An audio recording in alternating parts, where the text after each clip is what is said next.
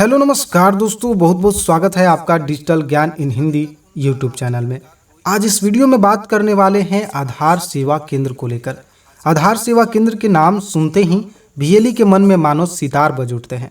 और ऐसा हो भी क्यों ना, क्योंकि भीएलई को ये बखूबी मालूम है कि इस सर्विस से वो और बहुत सारे लोगों से जुड़ सकते हैं और अपने केंद्र पर मौजूद अन्य सेवाओं का लाभ आसानी से दे सकते हैं।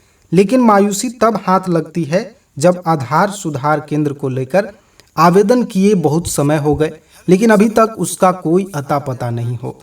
तो इसी मायूसी को दूर करने को लेकर हाजिर हूँ ये वीडियो लेकर, जिसमें आपको वो सारी प्रक्रिया बताने वाला हूँ जिसमें यूसीएल यानी आधार सुधार केंद्र के लिए आवेदन करने के बाद आपके आवेदन किन चरणों से होकर गुजरती है। साथ में ये भी बात करने वाले हैं कि आप अपने आवेदन का प्रोग्रेस रिपोर्ट कैसे पता कर सकते हैं कि आपका आवेदन पेंडिंग है तो क्यों है और कहां है। पूरी प्रक्रिया बताने से पहले आपसे छोटी सी निवेदन है कि अगर आप इस चैनल पर नए हैं या चैनल पर कई बार आ चुके हैं तो चैनल को सब्सक्राइब कर लें। सब्सक्राइब करने के लिए दिए गए लाल रंग के सब्सक्राइब बटन पर क्लिक करें और साथ में बेल के घंटे को भी दबा लें ताकि कोई भी इस चैनल पर दी गई जानकारी आप मिस ना कर सके। तो आइए पूरी प्रक्रिया स्क्रीन के माध्यम से आपको समझाते हैं। तो सबसे पहले आपको बताते हैं आवेदन का सही तरीका। अगर इस आवेदन की प्रक्रिया में अगर किसी भी प्रकार की गलती कर देते हैं तो आपको मायूसी के अलावा कुछ भी हाथ नहीं आने वाला। तो आप आवेदन की प्रक्रिया ध्यानपूर्वक देखें और आप एक भी जानकारी मिस ना करें और हम वो सारी प्रक्रिया बताएंगे स्टेप बाय स्टेप कि कैसे आपका आवेदन किन किन चरणों से होकर गुजरता है, तब जाकर आपको आधार सेवा केंद्र अप्रूव होकर मिलता है। तो आपको बने रहना है वीडियो में और साथ ही आपको कंप्लेंट करने की भी जानकारी हम बताएंगे कि आपका अगर आवेदन अभी तक पेंडिंग है तो आप उसका जवाब कैसे मांग सकते हैं कि आपका आवेदन है तो कहाँ है और किस ऑफिस में पड़ा हुआ है। सही तरीके से आपको आवेदन करने के लिए सबसे पहले आपको इस लिंक पे आ जाना है जो आपको यहाँ URL में दिखाई दे रहा है eseva.csccloud.in/ucl/। इसे आपको URL में लिखकर इंटर प्रेस कर लेनी है। उसके बाद जैसे ही आप इंटर प्रेस करते हैं तो कुछ इस तरीके से आपको इंटरफेस नजर आएगा जिसमें आपको demographic update through update client lite UCL आपको दिखाई दे रहा है।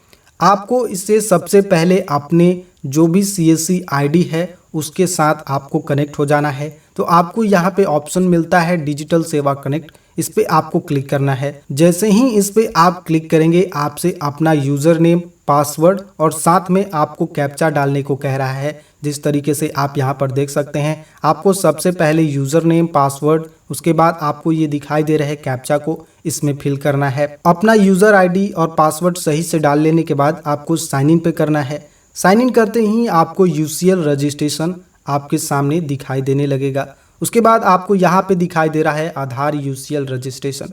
उसके बाद आपको अपना CSC ID, ईमेल और contact details of state teams आपको दिखाई दे रहा है। जैसे ही आप आवेदन को पूर्ण कर लेंगे उसके बाद आपको कंसर्ट फॉर्म भरकर आपको जो ये नंबर यहाँ पर दिखाई देंगे कॉन्टैक्ट डिटेल्स स्टेट टीम में, आपको यहाँ पे जो नंबर या पर्सन आपको दिखाई दे रहे हैं जिस भी स्टेट से आप आते हैं उस स्टेट का अलग नोडल अधिकारी बनाए गए हैं जिससे आपको संपर्क करना है। तो इसलिए आपको इस वाले जो क्लिक हेयर का ऑप्शन है इस पे आपको क्लिक करते ही उन सारे नंबरों का आपका लिस्ट सामने दिखाई देने लगेगा जिससे आप जाकर संपर्क कर सकते हैं। आपको केवल अपने ही स्टेट में संपर्क करना है। उसके बाद आपको यहाँ पे प्रोसीड का ऑप्शन आ रहा है। अगर आप रजिस्ट्रेशन करना चाहते हैं तो आप यहाँ से रजिस्ट्रेशन कर सकते हैं, नहीं तो आपने पहले अगर आवेदन कर रखा है और अभी तक आपने अपना concert form state head office में जाकर जमा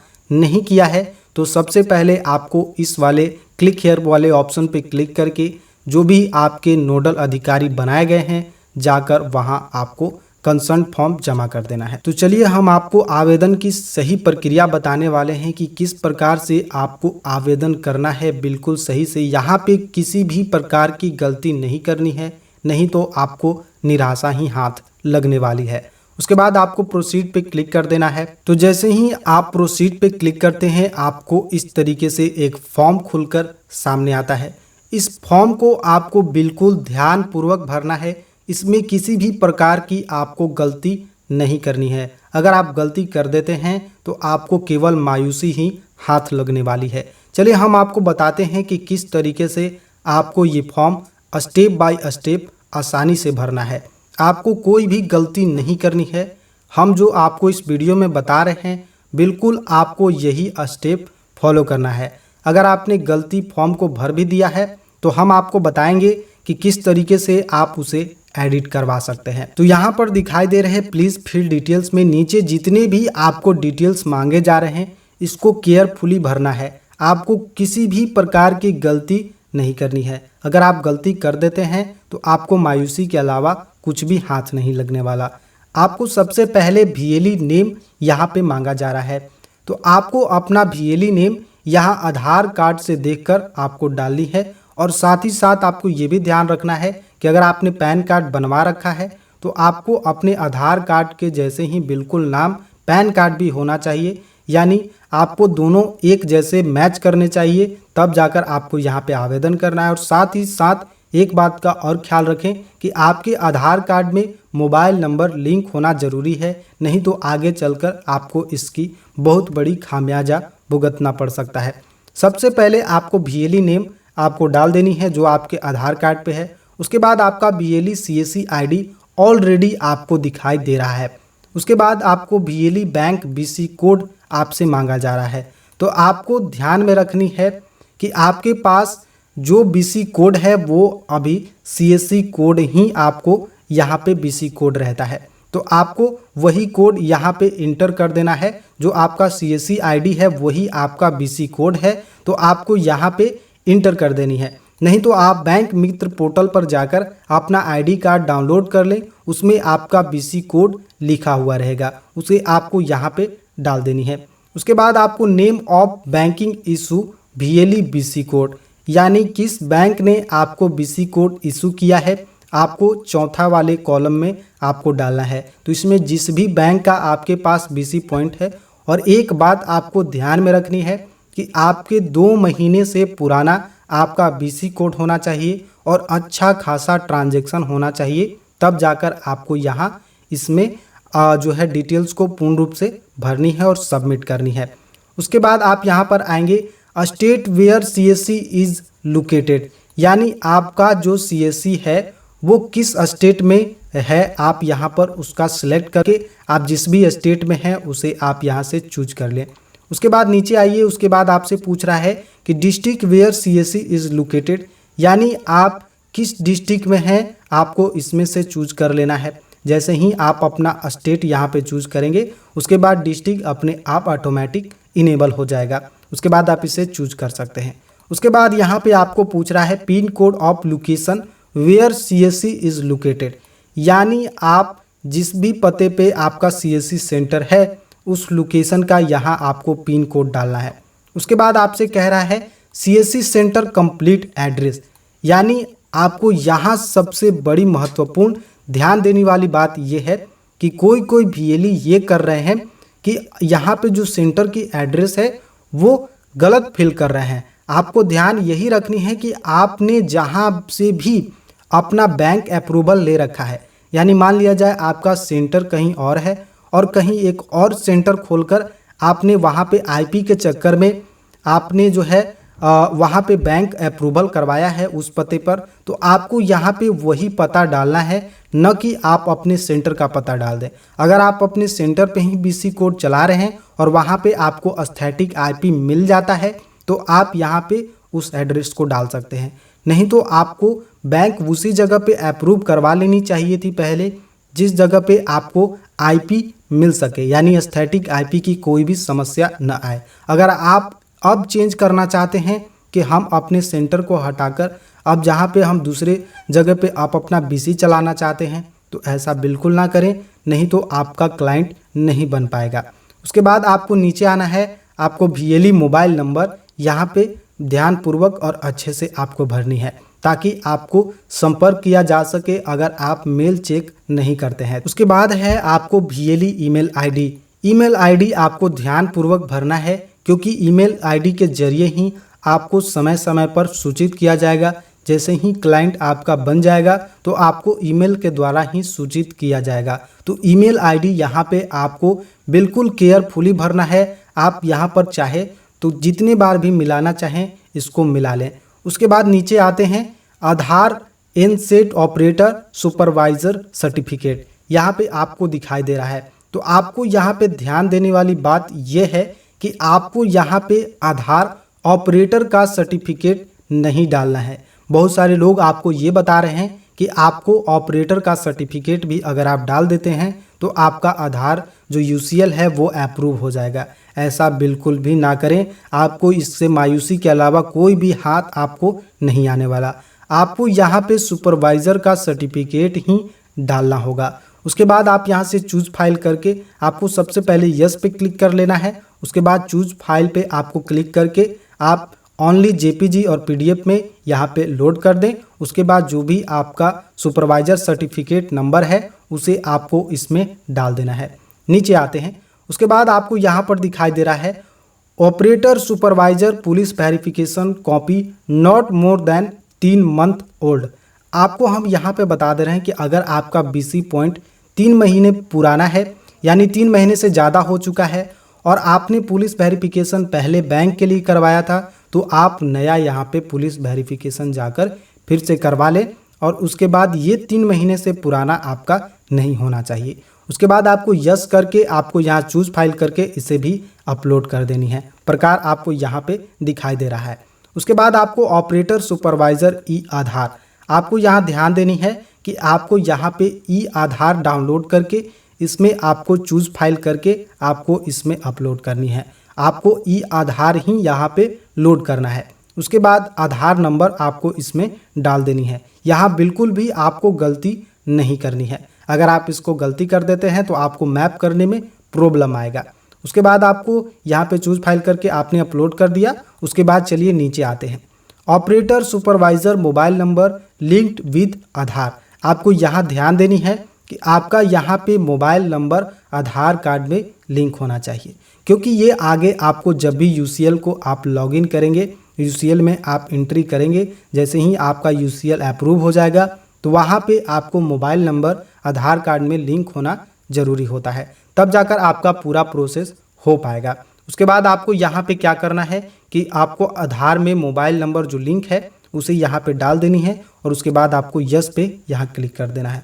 आपको एक बात की ध्यान रखनी है, आपके पास चाहे ये चीज़ें हों या ना हो, लेकिन आपको यहाँ पे सभी में यस जरूर करना है। आपको नो बिल्कुल भी नहीं करना है, नहीं तो आपको मायूसी के अलावा कुछ भी हाथ नहीं आने वाला। उसके बाद operator supervisor alternate mobile number, आपके पास दूसरा मोबाइल नंबर जो भी है, घर का है, कोई भी है, यहाँ पे आप डाल दें ताकि वो नंबर स्विच ऑफ आने के बाद आपको इस नंबर पे कांटेक्ट किया जा सके। आपको यहाँ डालना ज़रूरी है। उसके बाद आपको यहाँ अल्टरनेट नंबर डाल दें।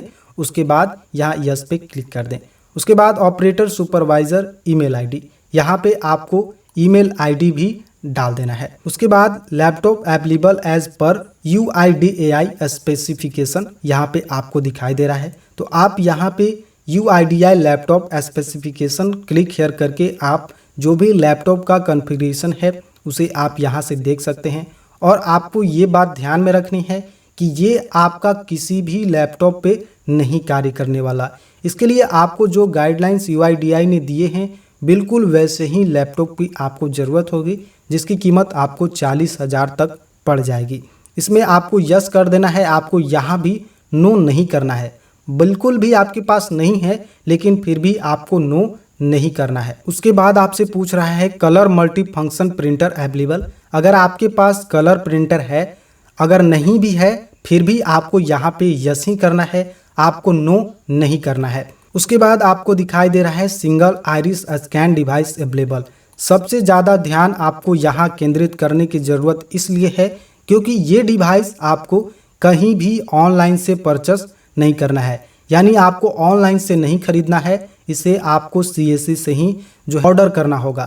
आप जो है CSC के पोर्टल में जाएं और पोर्टल पे सबसे आगे स्क्रीन पे ही आपको ऑर्डर करने का ऑप्शन मिल जाता है। आपको यहाँ पे CSC से ही आइरिस डिवाइस यानी आँख के लिए जो स्कैन करने का डिवाइस आता है उसे आपको वहीं से मंगाना है, दूसरे जगह से बिल्कुल भी आपको ऑर्डर नहीं करनी है। अगर आप ऐसा करेंगे तो आपको आने वाले समय में बहुत दिक्कत झेलना पड़ेगा, आपका जो इन्वेस्टमेंट है वो बेकार चला जाएगा। आपको यहाँ पे यस कर देनी है, बिल्कुल आपके पास नहीं है लेकिन फिर भी आपको यहाँ पे यस ही कर देना है। उसके बाद आपको दिखाई दे रहा है TFT मॉनिटर डिवाइस अवेलेबल, आपके पास बशर्ते न हो लेकिन आपको यहाँ पे यस कर देना है। उसके बाद आपसे पूछ रहा है GPS डिवाइस अवेलेबल, तो यहाँ पे यस ही करना है, नो नहीं करना है। उसके बाद आपको यहाँ पे दिखाई दे रहा है कि CSC centre having the space of waiting area of at least seating of 5 citizens, यहाँ आपको 5 सिटीजन्स के बैठने की आपके सेंटर पे जगह होनी चाहिए। अगर नहीं भी है फिर भी आपको यहाँ पे यस कर देना है और उसके बाद आपको फोटोशॉप के जरिए यहाँ पे फोटोशॉप करके इनसाइड का फोटो और आउटसाइड का फोटो आपको लेकर यहाँ पे डाल देनी है। आपके पास बशर्ते ना हो लेकिन आपको डालना अनिवार्य है। यहाँ पे आपको इनसाइड और आउटसाइड का फोटो आप जो है फोटोशॉप के जरिए आप एडिट करके यहाँ पे डाल दें, उससे कोई प्रॉब्लम आपको नहीं आने वाला। उसके बाद नीचे आते हैं, उसके बाद आपको internet availability at the centre, आपको यहाँ भी ध्यान देनी है कि आपको यहाँ पे बाईपास नहीं करना है। आप यहाँ पे कुछ भी डालकर यहाँ से बाहर न हो जाए। आपको यहाँ पर आपके पास ब्रॉडबैंड या स्थैतिक IP के लिए आपने आवेदन कर रखा है, तो जो आपका स्थैतिक IP आपको मिला है उसे ही आपको यहाँ पे डालना है।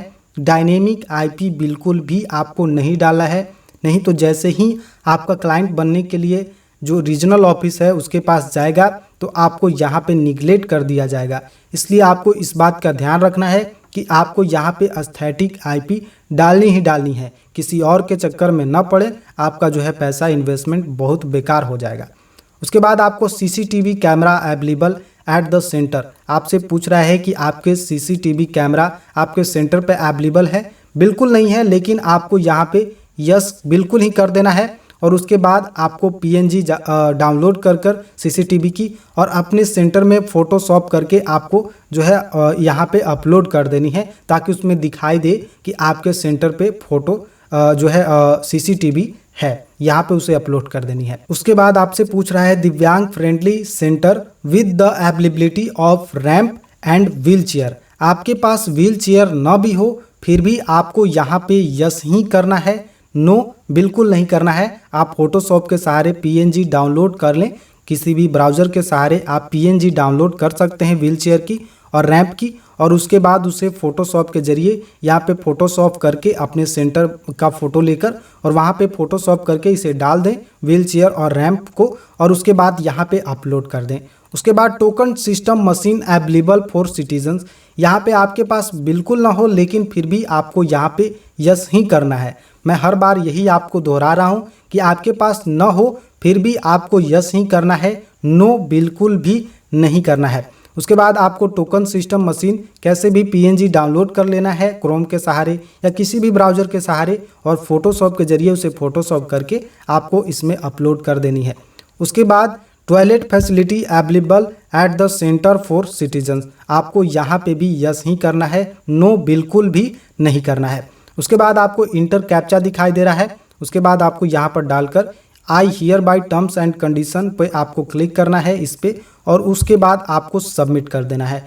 जैसे ही आप सबमिट कर देते हैं तो आपको एक ट्रैकिंग ID मिल जाता है, जिसे आपको इसे प्रिंट कर लेनी है। प्रिंट करने के बाद हमने जो स्क्रीन पे सबसे पहले बताया था कि कैसे आपको अपने स्टेट हेड ऑफिस में जाकर जो है आपको उसे जमा करनी है, कैसे उनसे कांटेक्ट आप कर सकते हैं, उनका कांटेक्ट आप कैसे देख सकते हैं। तो जैसे ही आप UCL के लिए रजिस्ट्रेशन कर लेते हैं, UCL के लिए आवेदन सफलतापूर्वक हो जाता है, उसके पश्चात आवेदन अप्रूवल के लिए निम्नलिखित अधिकारियों के पास जाएगा। सबसे पहले आपका जो आवेदन है वो स्टेट हेड ऑफिस में जाएगा, यानी SHO के पास चला जाएगा।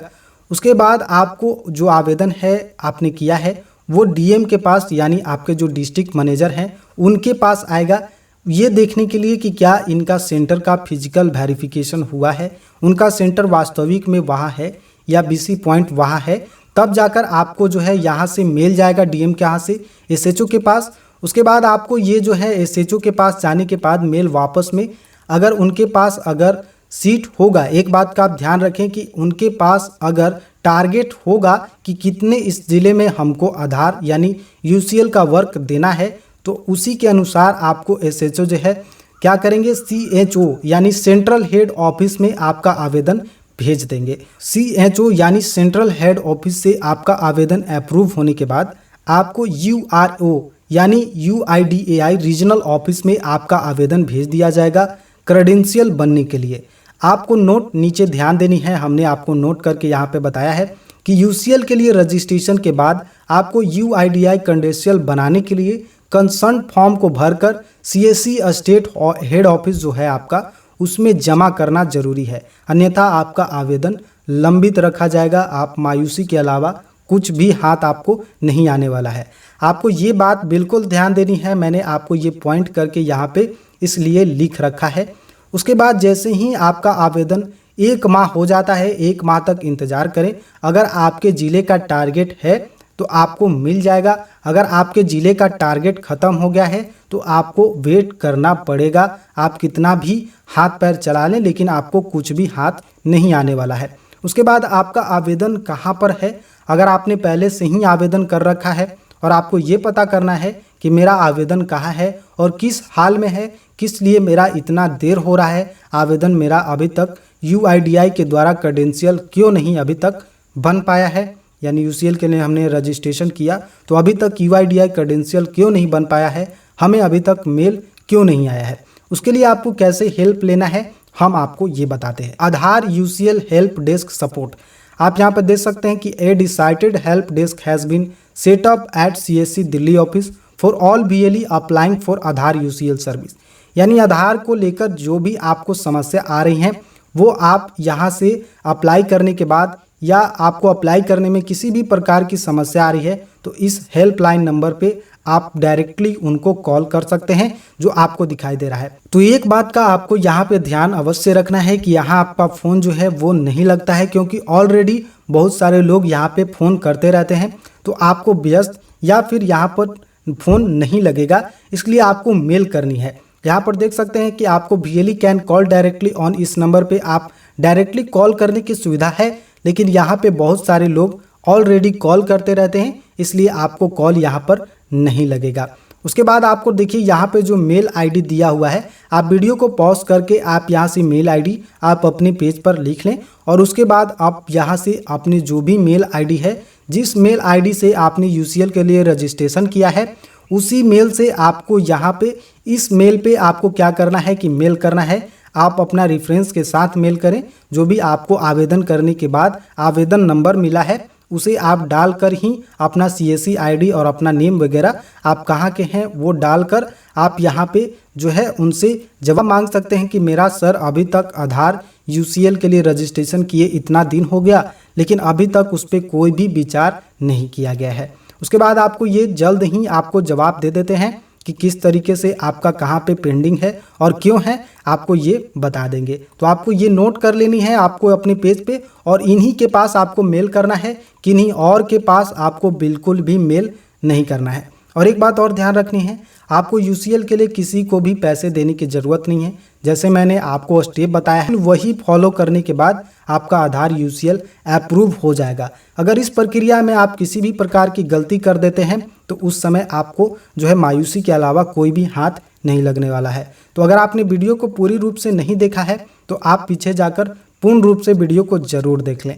इसलिए आपको हम यही बात कहते हैं कि कोई भी गलती करने का खामियाजा आपको बाद में भुगतना पड़ता है, इसलिए आपको इसे पहले ही सुधार लेनी चाहिए। अगर आप उसे नहीं सुधारते हैं तो आपको दिक्कत की सामना करनी पड़ सकती है। तो आई होप ये वीडियो आपको अच्छा लगा होगा और हम मिलेंगे अगले वीडियो में, तब तक के लिए हमें दे दीजिए इजाज़त।